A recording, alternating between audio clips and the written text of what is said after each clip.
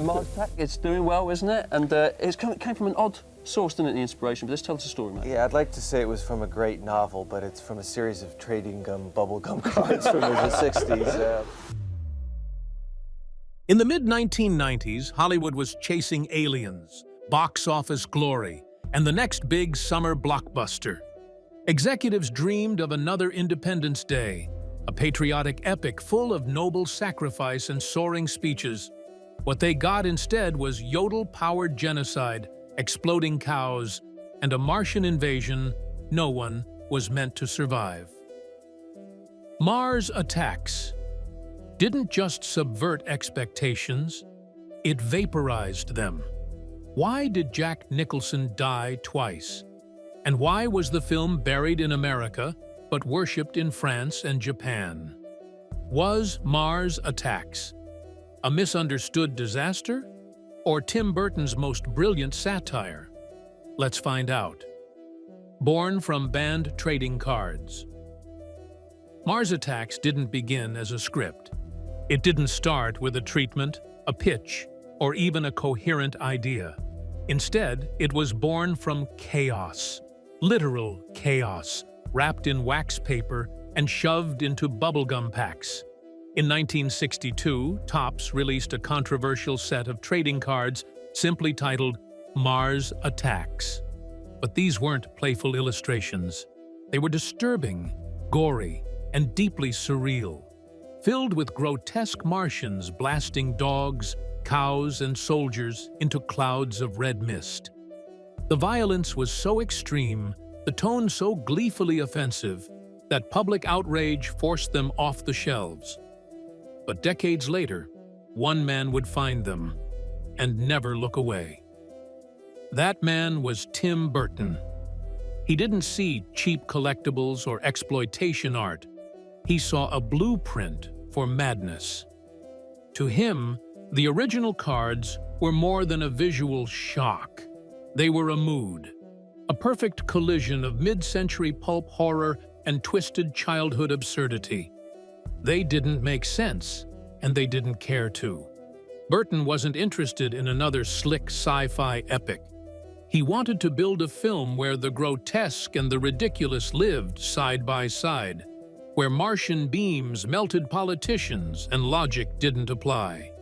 And that seed of inspiration, the chaos, the tastelessness, the unapologetic flair, started with those banned cards.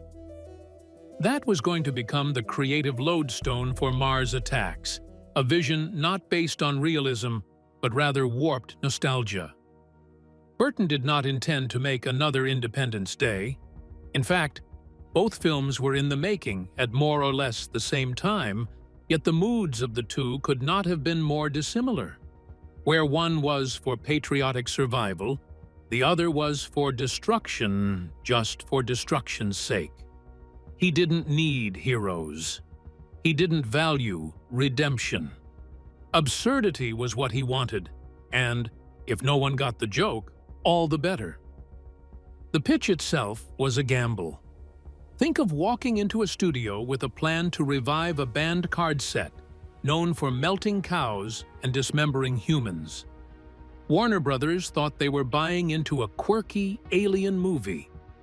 What they got was an anarchic satire that opened with a herd of flaming cattle and escalated from there. Burton wasn't trying to win the mainstream.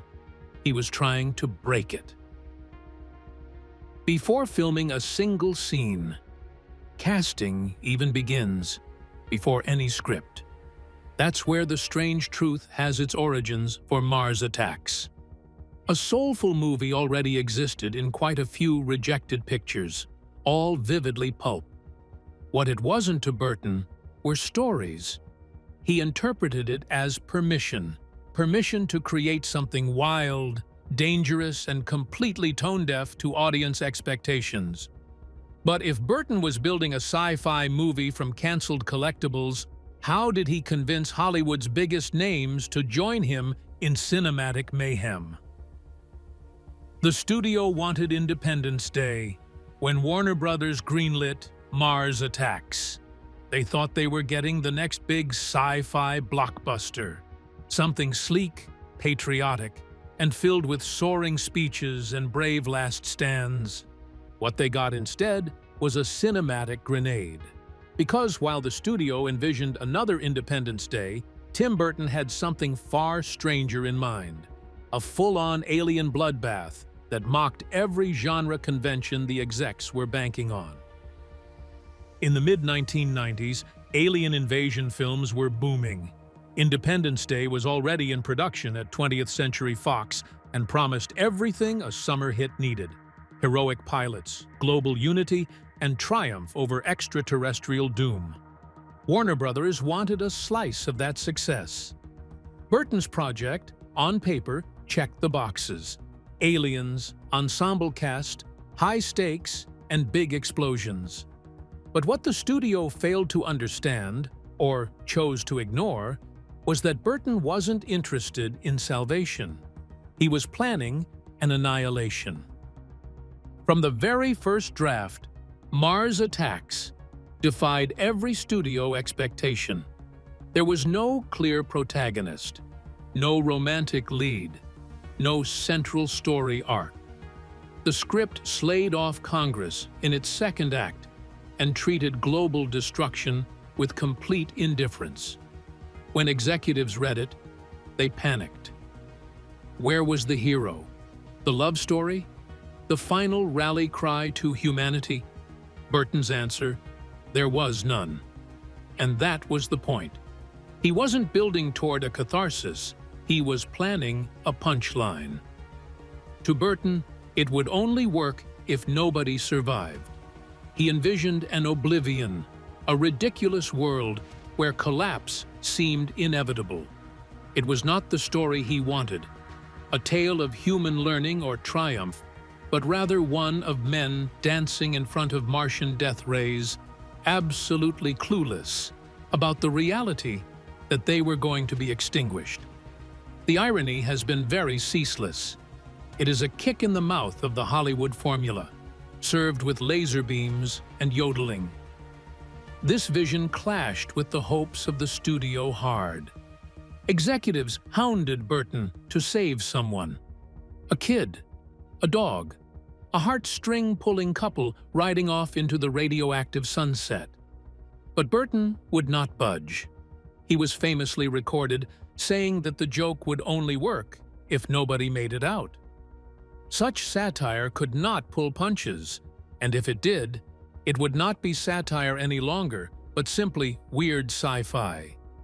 So instead of clean arcs and uplifting endings, we get Pierce Brosnan's head floating next to Sarah Jessica Parker's, a nuclear explosion in Vegas, and Slim Whitman blowing up Martian skulls.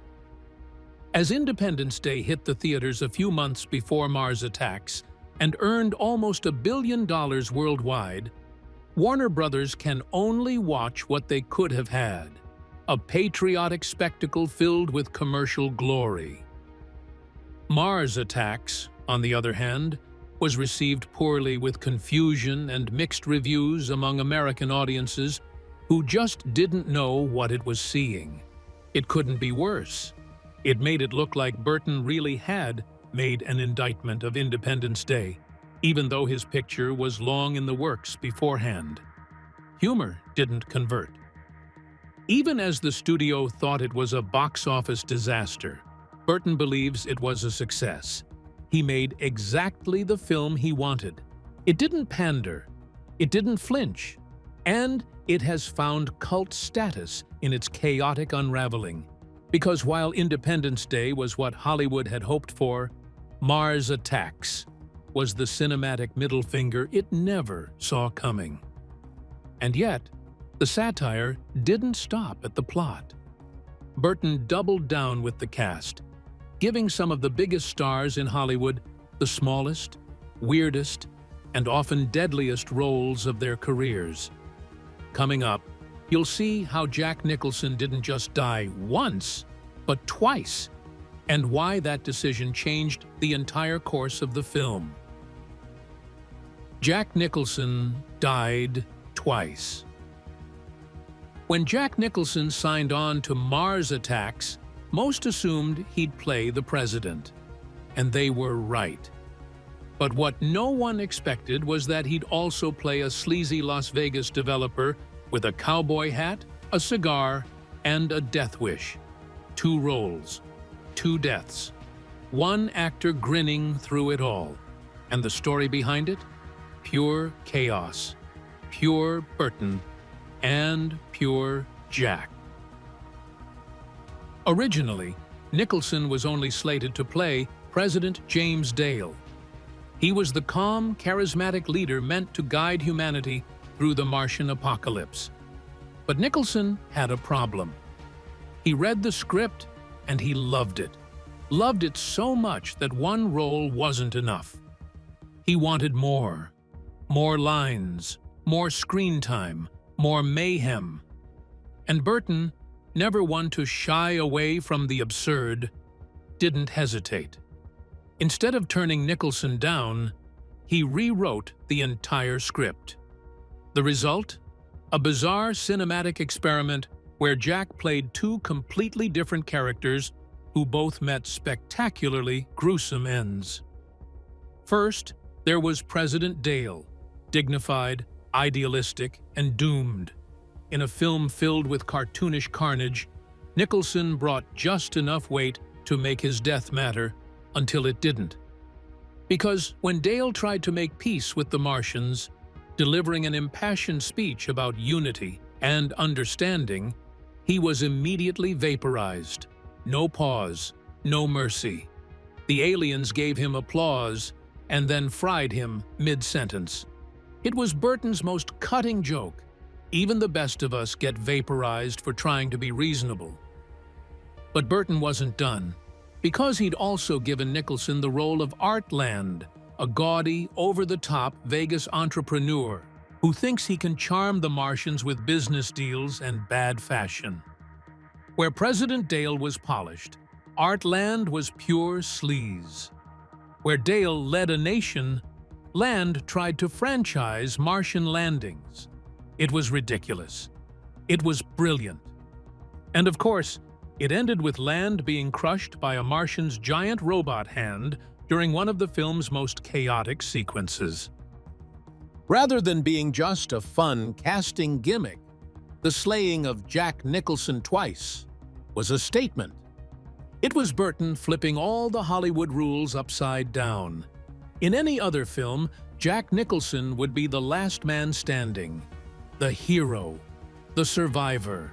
In Mars Attacks, he was 2 incarnations of humanity, doomed, earnest, and foolish, and both of them were wiped out. And Nicholson enjoyed it. Why? Because Nicholson understood the gag. He understood the film was a parody, a cartoon with a body count.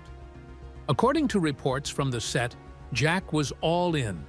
He had no qualms with dying once, much less twice. In fact, he relished both performances and gave them his trademark grin and manic energy. He wanted to go big, and Burton provided him the playground to do it. And it worked. Both of these roles are fan favorites now. President Dale's meltdown speech is among the best quoted in the film. And Artland? He is now a cult icon, an absurd caricature of Las Vegas greed, stirring up Martian justice. Together, they showcase Nicholson at his weirdest, wildest, and most self-aware. More importantly, it showed that Burton had thrown away traditional star power. In his world, no one, the biggest name on the poster, was safe. The movie was satire first, a showcase second. And by letting Nicholson die twice, he reinforced the message. This movie played by no rules but its own. And just when you think that level of chaos couldn't escalate, Burton raised the stakes even higher. Because if Nicholson wasn't safe, nobody was.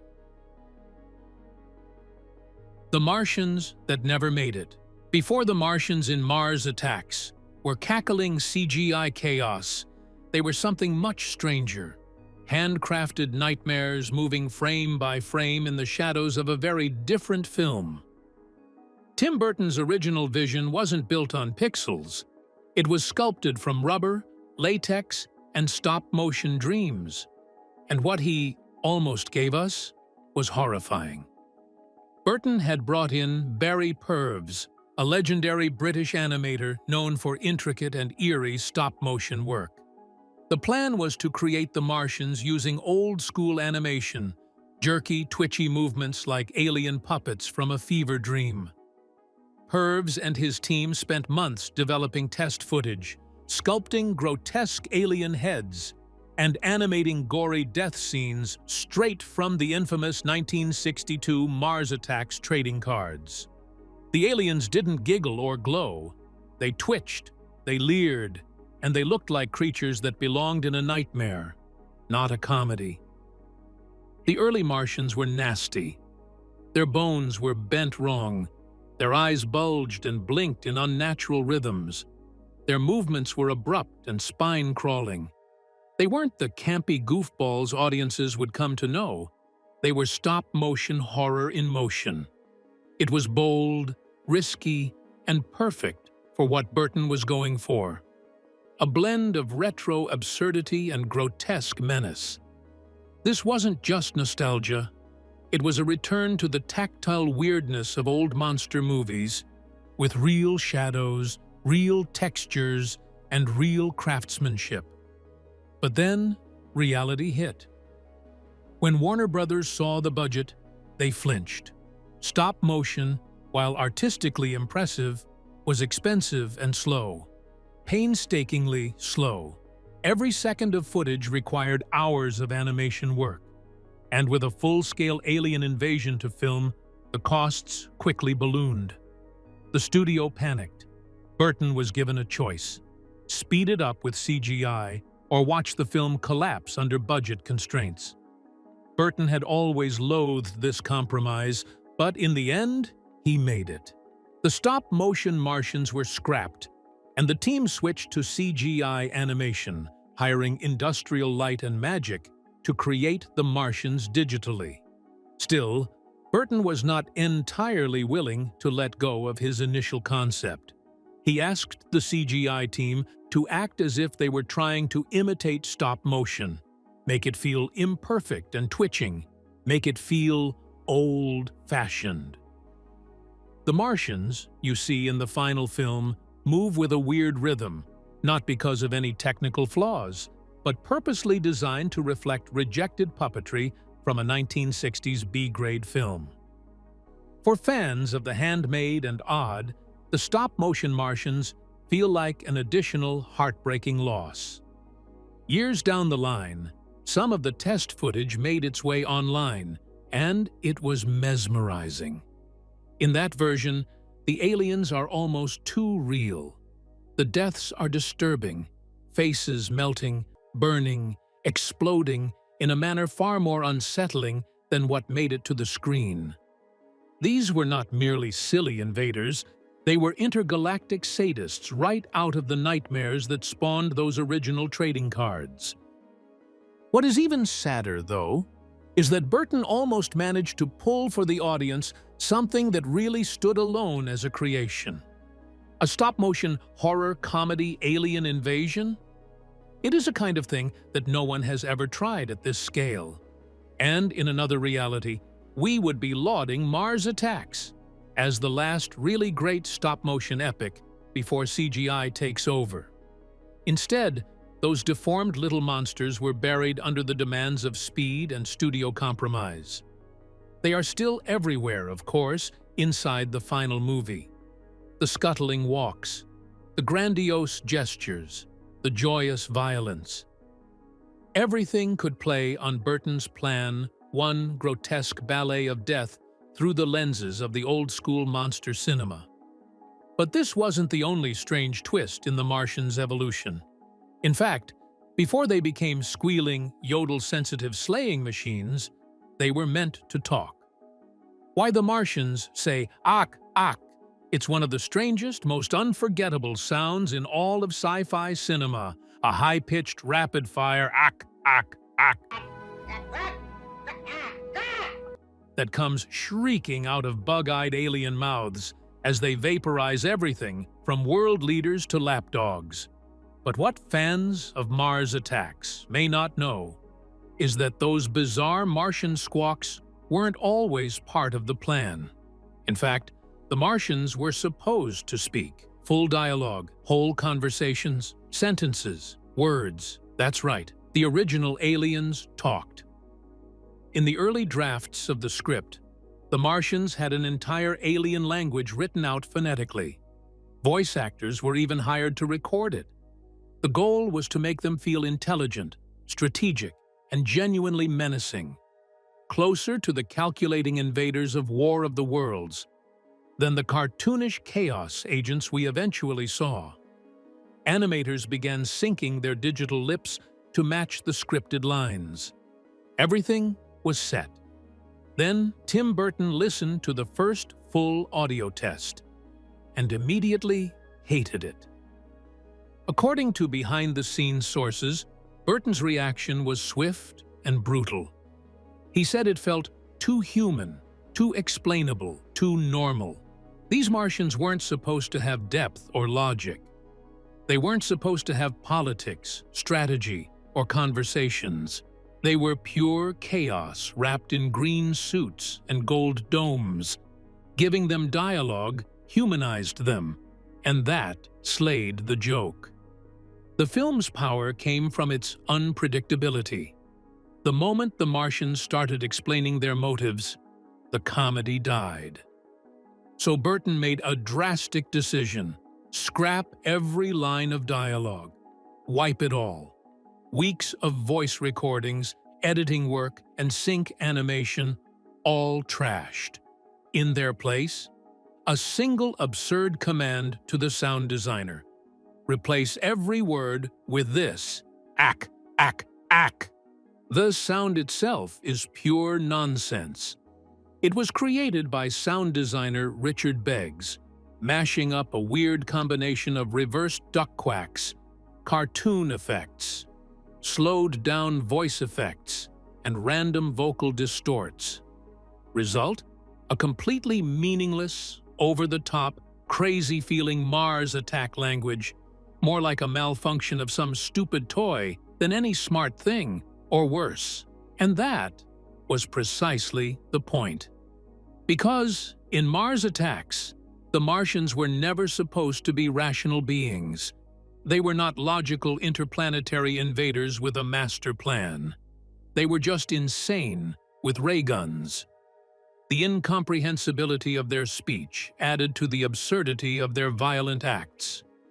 They arrive on the scene, but let me emphasize their insane laughter.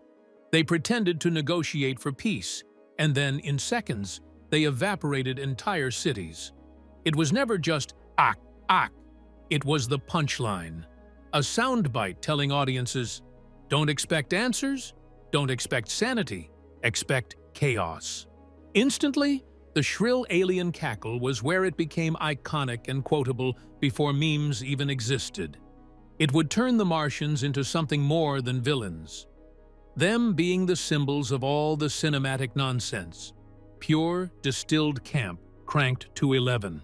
And, ironically, it made them scarier, because nothing's more terrifying than a force that doesn't want to conquer you, incinerate you, just because it can. Even the absence of sound from a Martian was his part in crushing Burton's central satire.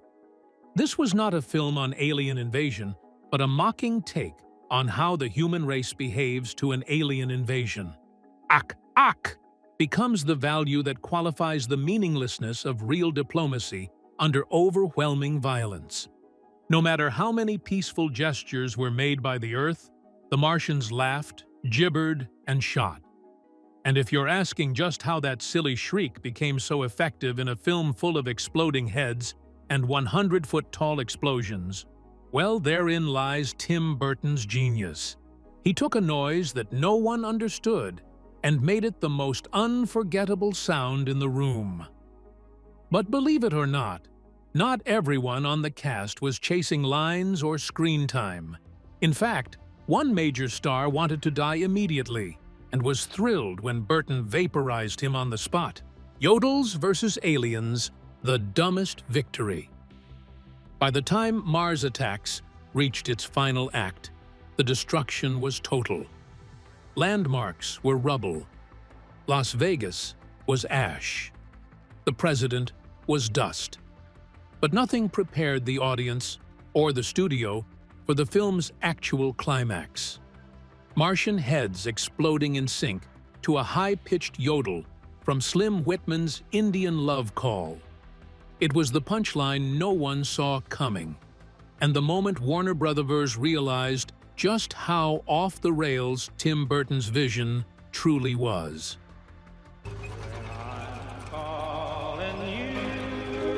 Let's start with the yodel.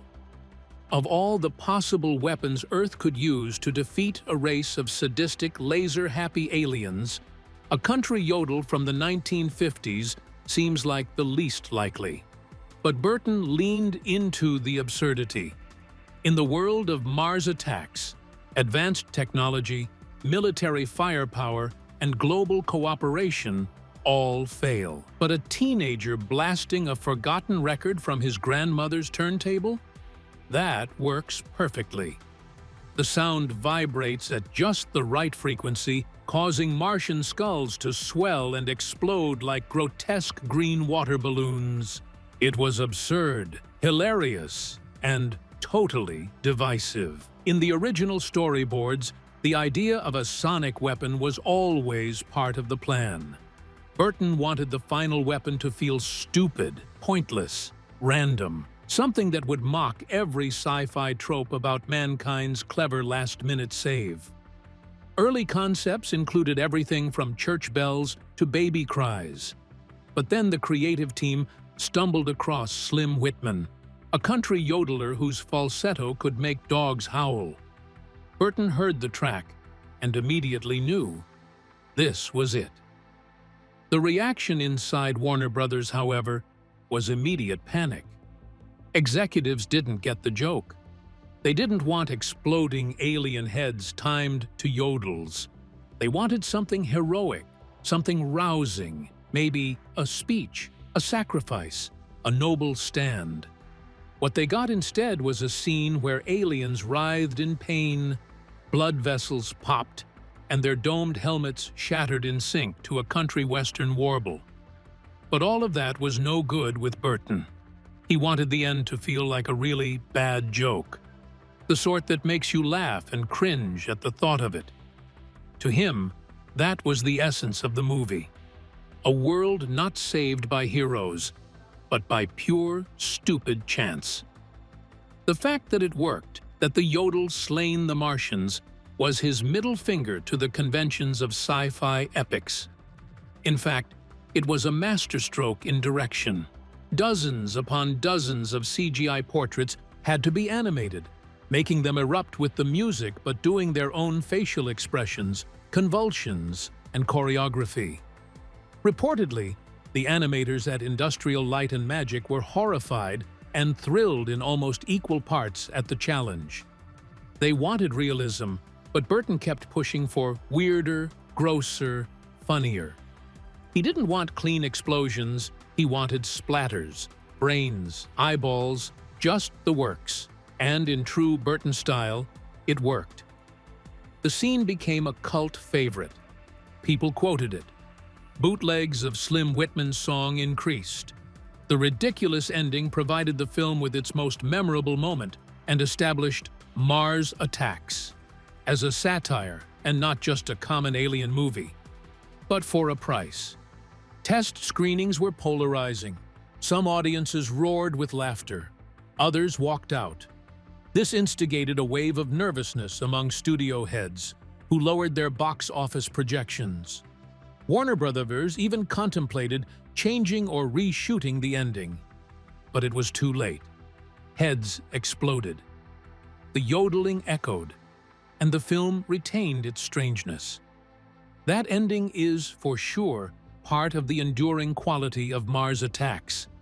It's not just that the Martians lost, it's how they lost. They lost not via might or valor, but noise. Silly, weird, obsolete noise. Pure satire. Totally unpredictable, childish, and deadly.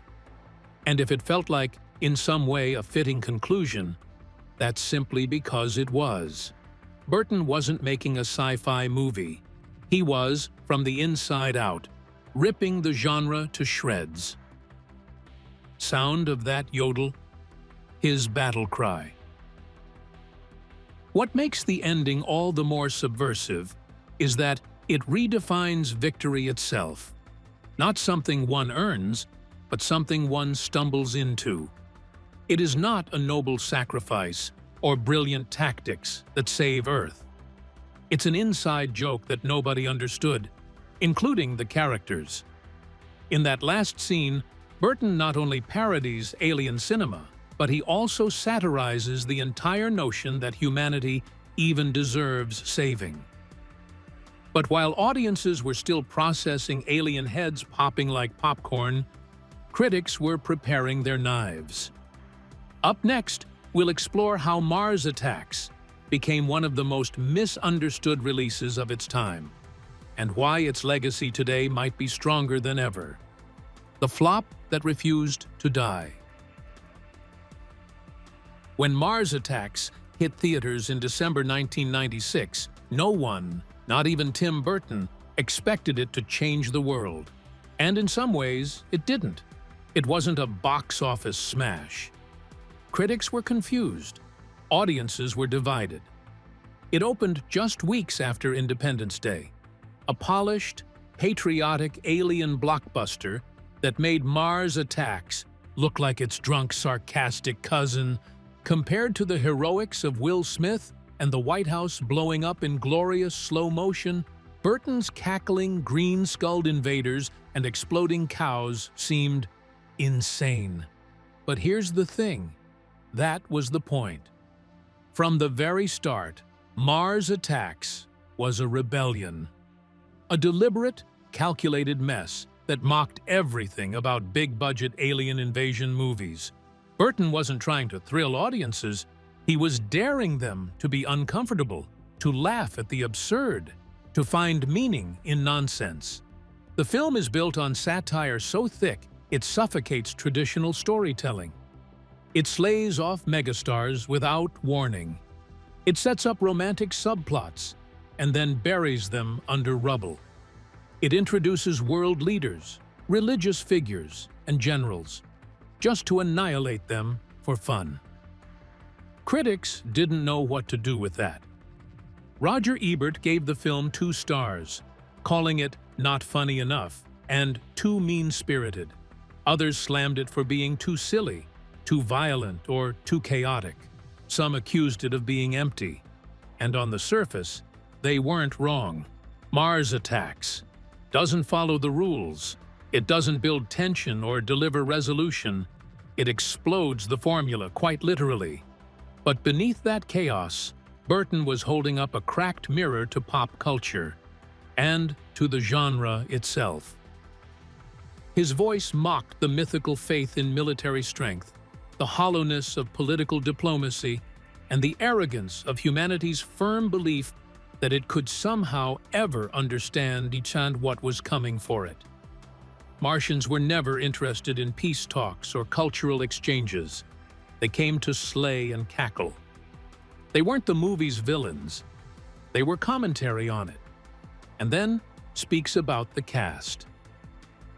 It has been done once, and I don't think it will happen again, that so many stars have been amassed by one film, just to wipe them out.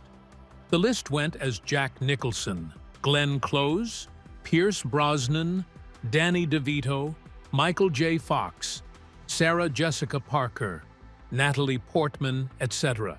It had an international cast worthy of a disaster drama, but Burton turned that familiarity to his advantage. He wanted you to think those characters were safe. He wanted you to think some of them would survive it. And then, one by one, he pulled the rug out, often with a zap gun and a puff of neon smoke. In the years since its release, Mars Attacks has found its audience, not with the mainstream critics, but with those who get the joke. It is now a cult favorite, quoted and referenced by generations who now regard it not as a failure, but as an anti-masterpiece. The film pokes fun at its very genre, turns the alien invasion upside down, and openly asks, what if humanity doesn't deserve a happy ending? 2 decades on, its legacy is strongest today. You see it in the rise of practical effects, in the nihilism-flirting ways of modern comedies, and in the worship of B-movie homage films. Mars Attacks also birthed a certain Rick and Morty-verse, one where logic is optional and everything can be destroyed for the sake of a punchline. And maybe that's why it connects now. In a world that is always deciphering meaning, Mars Attacks reminds us that sometimes it doesn't make sense. Sometimes the invaders win. Sometimes the heroes die. And sometimes the only way to save the world is with a yodel. So, what was Mars Attacks really about? A joke? A warning? A creative tantrum? Maybe all three. But one thing's certain. It was never meant to work according to Hollywood's plan, which, funnily enough, is why it remains alive, weird, and mind-tickling. One ack at a time. What is most surprising is how Mars Attacks aged in reverse. Where once it was incoherent, it now feels eerily prophetic 29 years later. In a chaotic structure, it imitates the fragmented, meme-driven humor of the internet age. Its lack of agreed-upon protagonist or moral center fits today's craving for anti-heroes and subversion of the storytelling form. It will ring even truer with readers today in its nihilistic tone in which logic fails, institutions crumble, and survival is random. From banned trading cards to brain-splattering opera finales, Mars Attacks was always a cinematic middle finger to formula.